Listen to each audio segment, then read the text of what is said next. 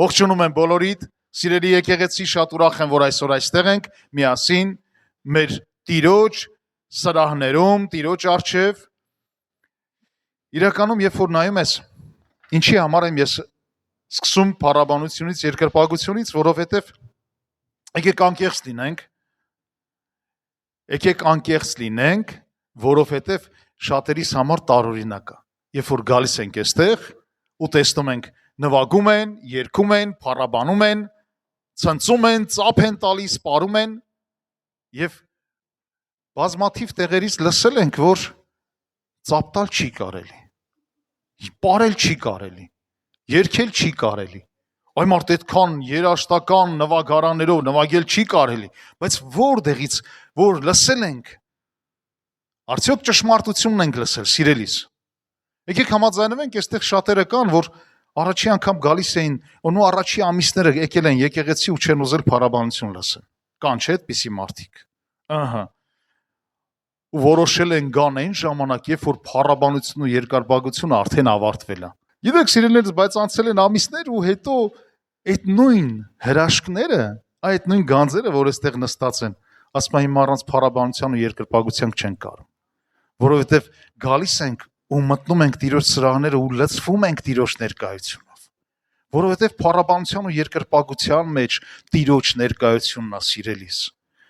Ու մի բան եմ ուզում ասեմ, ամեն բան ինչ որ խոսվում է այստեղից, հիմնավորվում է Աստծո խոսքով, որը սևը սպիտակի վրա գրված է։ Մեր զորավոր քրիստոնեության հիմքը դա մեր Աստվածաշունչն է։ Ամեն, եւ առանց Աստծո խոսքի հիմնավորման մենք կյանք չունենք, սիրելիս։ Եվ փորձում ենք մենք այստեղ բոլորս միասին, մեկս մեկի օգնելով, մեկս մեկի օգնությամբ, փորձում ենք բոլորս միասին գանք այս ճշմարտությանը։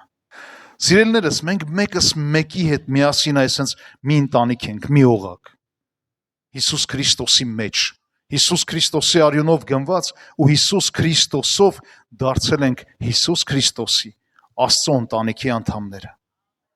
Եվ այնքան կարևոր է, որ այս հրաշալի ընտանիքի անդամներս մենք բոլորս ունենանք մեկ ճշմարտություն եւ ամեն տեսակ խապկանք, ամեն տեսակ սուտ, ամեն տեսակ ավելնորդություն, որը խոսվում է աշխարհիս մեջ, դրանք բոլորը բերենք Տիրոջ առջև եւ հիմք վերցնենք մեր կենթանի Աստծո զորավոր խոսքը։ Սաղմոս 100-ը երբ որ կարդում ես, հասկանում ես, որ ամոթ չի ծափ տալ։ Եկեղեցում Տերը ուզում է մեզ տեսնի իր սրահները մտնելիս գոհությամբ ու փառաբանությունով։ Տերը ուզում է մեզ տեսնի, որ մենք գալիս ենք ցնծությունով։ Մենք գալիս ենք գոհությունով Տիրոջը։ Դրա համար էլ գրված ասում է Սաղմոս երգեցեք դեպի Տերը, որ ով ամեն երկիր, չի ասում մենակ ինչ որ մի հատուկ ժողովուրդ ու երկիր կա, այլ ամեն երկիր ու ամեն ժողովուրդ։ Ասում է ծառայեցեք Տիրոջը ուրախությունով։ Ծառայեցեք Տիրոջը ուրախությունով մի յուրահատուկ խոսք է, սիրելիս։ Ծառայեցեք Տիրոջը ուրախությունով, դա նշանակում է գանք Տիրոջ սրահները գոհությունով, ցնծությունով ու ծառայենք Տիրոջը, ոչ թե սենց, այ մարդ այդ ծառայությունը իմը չի, թող այդ նրանք անեն, իմը բեմն ու միկրոֆոնն։ Ես պիտի ստեղից հռետորեմ, ճառախոսեմ։ Ոչ, սիրելիս, ծառայությունը գիտես որն է, սկսվում է քո սրտի դիրքից, քո սրտի խոնարհությունից, երբ որ դու խոնարհեցնում ես քո սիրտը։ Գալիս ես ինչ որ մեկին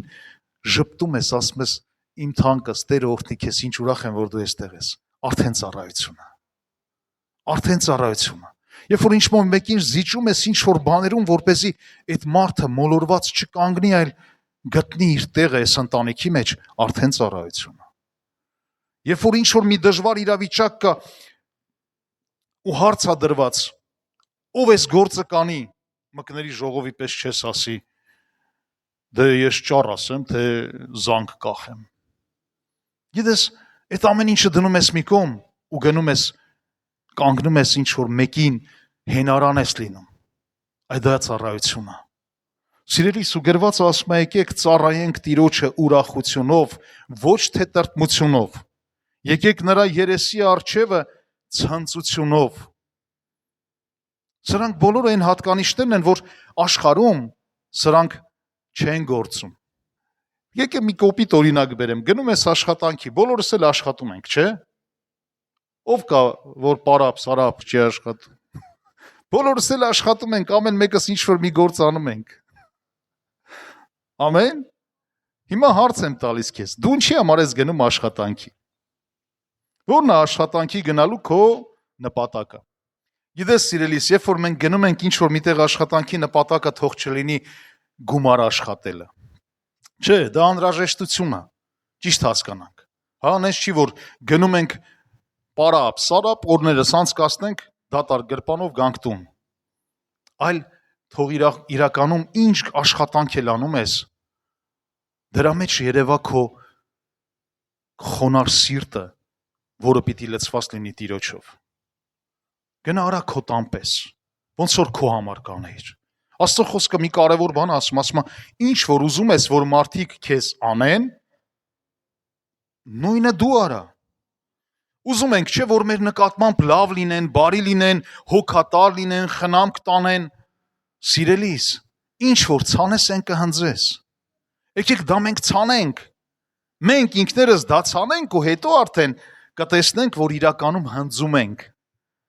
Եթե ես գնում եմ աշխատանքի կապ չունի այդ աշխատանքի վայրում ինչ է տեղի ունենում, ես տրամադրում եմ ինձ ու ասում Տեր իմ Աստված,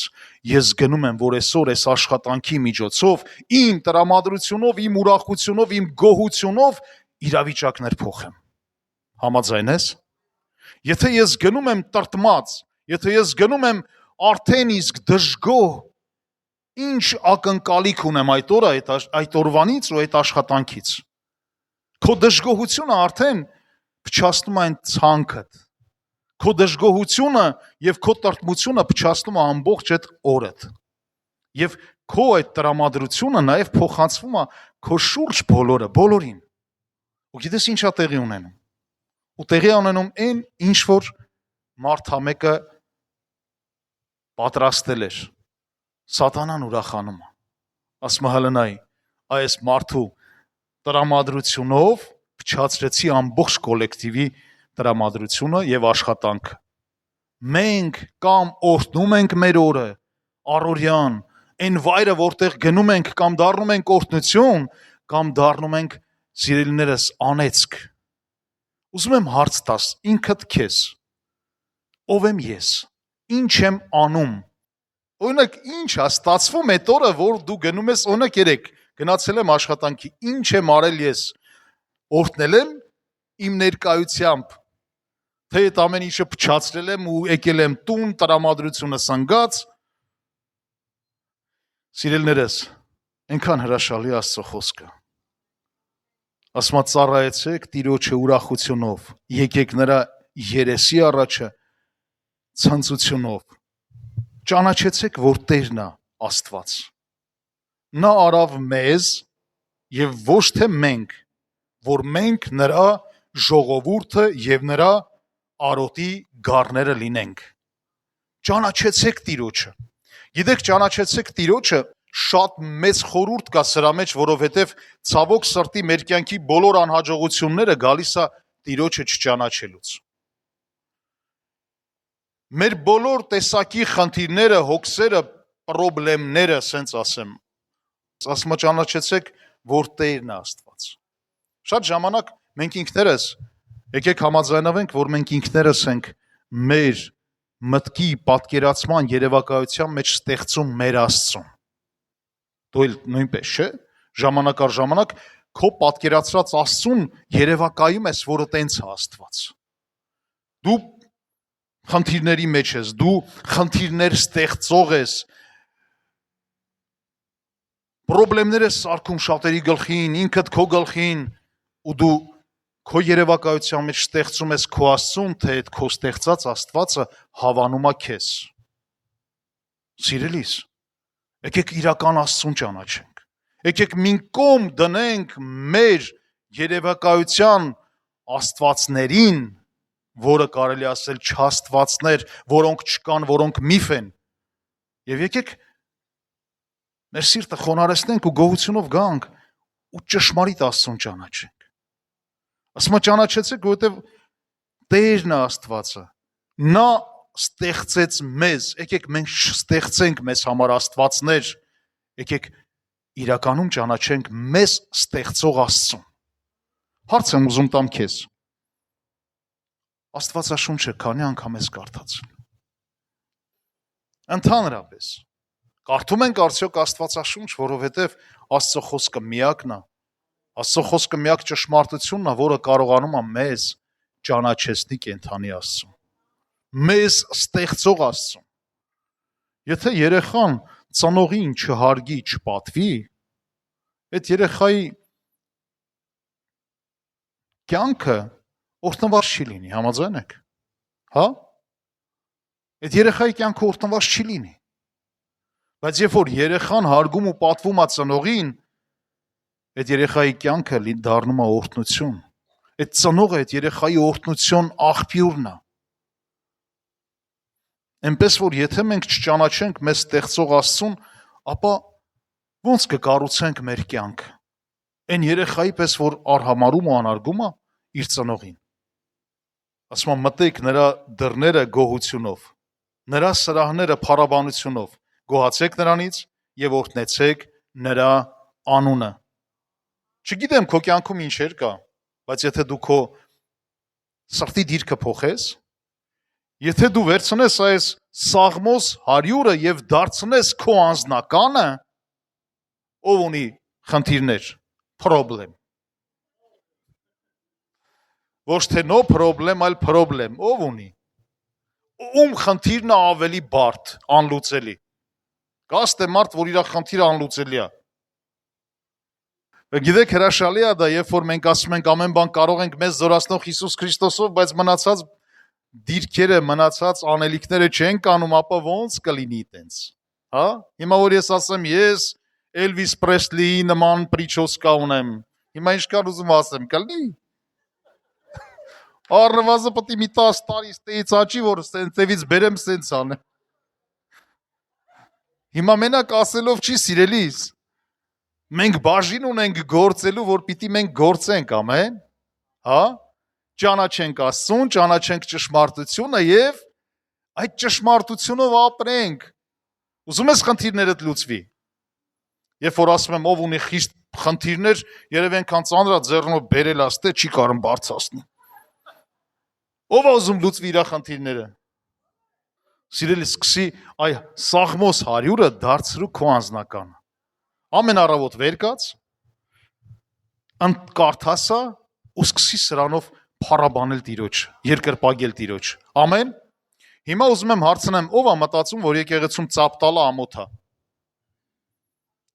Ով է մտածում, որ եկեղեցում երգելը, թռվռալը, պարելը, ցնցալը Աստծո համար ամոթ է։ Կա մարդ, որ մտածում է այդպես։ Սա վերաբերվում է նրանց, ովքեր մտածում են, թե ծափ տալը, փառաբանելը, երգելը, երկրպագելը Տիրոջը չի կարելի, եկեղեցում պիտի գիտես, սենց սուրբերը ընդհանրապես սենց լուր, համեստ, կանգնած, մենակ աչքերով նայում են, սենց հենց տենում են մեկը ծափ տվեց, տնենց են բարկանում, որ ձեռները չորանում է։ Գիտեք, տենց ուսմունքներ կան։ Այս երկրի վրա անենց ուսմունքներ կան, որ այդ ուսմունքները լսում ես, ձեռները չի մենակ չորանում, ուղեղդ էլ է չորանում։ Եկեք բոլորս միասին բացենք Սաղմոս 150-ը։ Սաղմոս 150-ը իմ ու քո համար է։ Ասա իմ եւ կողքինիս համար է։ Մեր համար է։ Ինչ որ գրված Աստվածաշնչում համաձայնես դրա հետ։ Կարաս իմ ասածների հետ չհամաձայնվես, սիրելիս, բայց գոնե Աստծո հետ կարաս համաձայնվես։ Նայեք ինչ է գրված։ Սաղմոս 150։ Օրհնեցեք Աստծուն նրա սրբարանումը։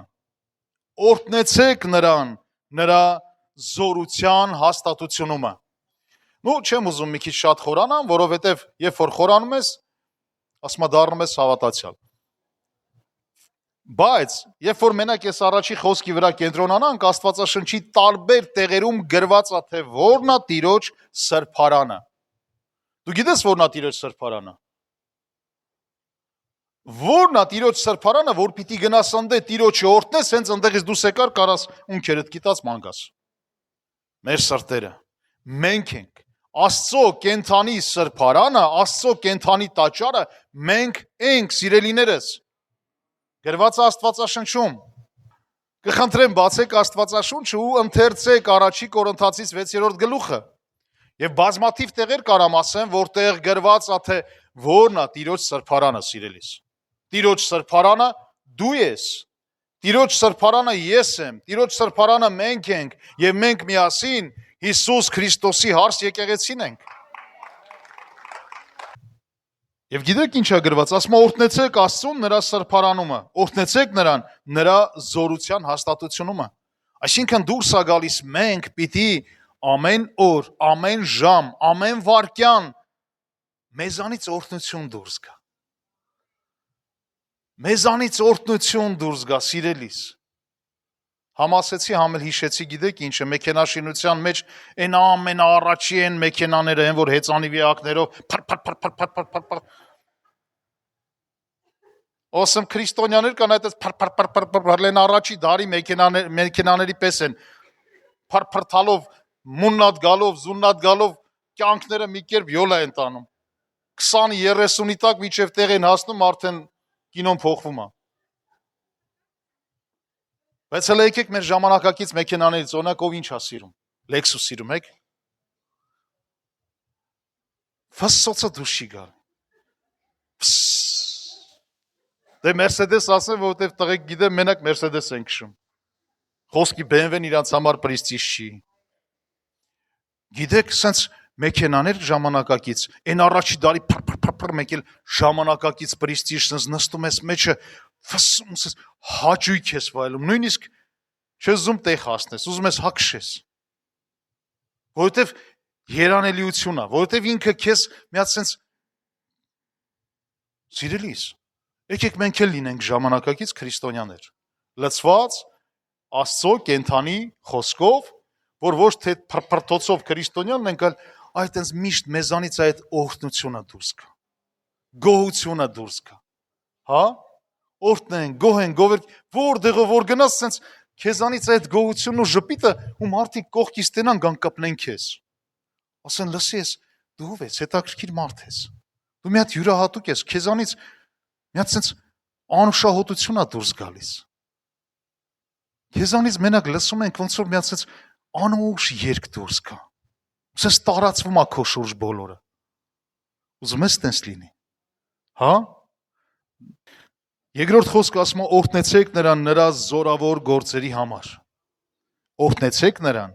նրա մեծ փառավորության համար։ Փառավորա չէ մեր Աստված։ Բա ոնց չօրհնենք այդ մեր Աստծուն իր փառավորության համար։ Երրորդ խոսքը ասում օրհնեցեք նրան, հիմա ուշադիր ուզում եմ լսենք։ Շատերն ասում են, այ մարդ այդ ինչա հարվածային գործիքներ, լարային գործիքներ, չգիտեմ, շեփորային գործիքներ։ Ոստեղ խոսքն ասում է երրորդ խոսքում, ասում է օրհնեցեք նրան շեփորի ձայնով, օրհնեցեք նրան տավիղով եւ քնարով, օրհնեցեք նրան թմբուկով եւ պարով, գրածա պարով, հա, բայց ով ասում, որ չի կարելի պարել, ասում են, որ չի կարելի պարել, ասում են, որ չի կարելի ծափ տալ, բայց ոնց Աստվածաշունչը ուրիշ բան է ասում, սիրելիս, բանից պարզվում է, շատերը շատ բան կարան ասեն, բայց ինձ համար հեղինակությունը ինչ որ Աստվածաշունչն է ասում, ինձ համար հեղինակությունը Աստծո խոսքը, սիրելիս, եւ ինչ էլ որ կասեն, ես չեմ գալիս ու ասում, հա, գիտես, ոնց որ թե լոգիկայով ճիշտ բան են ասում, այ մարդ, հլդայ, հա, ասում եմ, ինչ որ ասում ես, չգիտեմ ճիշտ է թե չէ, ճիշտ է համարձակ ես ասում, բայց ինձ համար հեղինակությունը Աստծո խոսքն է։ Եթե Աստծո խոսքի հետ չի համապատասխանում քո համարձակ խոսքը, ինձ համար դա հեղինակություն չունի։ Կարաս դու համարձակ չասես, կարաս կաշկանդվելով ասես, բայց ճշմարտություն լինի։ Ավելի ընդունելի է, քան համարձակ սուտը։ Օրհնեցեք նրան թմբուկով եւ պարով, օրհնեցեք նրան թելավոր նվագարաններով եւ սրինգով, օրհնեցեք նրան ձայնավոր ծնցղաներով, օրհնեցեք նրան մեծաձայն ծնցղաներով։ Ամեն շունչ ունեցողը թող օրհնի Տիրոջը։ Հալելույա։ Սիրելիներս, ես այսօր ընթերցեցի 2 տեղ, բայց ամբողջ Աստվածաշնչում բազմաթիվ անսահման տեղեր կան, որտեղ գրված է, թե Տերը ինչպիսի քրիստոնյայի վարք ու ապրելակերպը սիրում։ Հալելույա, փառք Աստծուն, փառք Հիսուսին։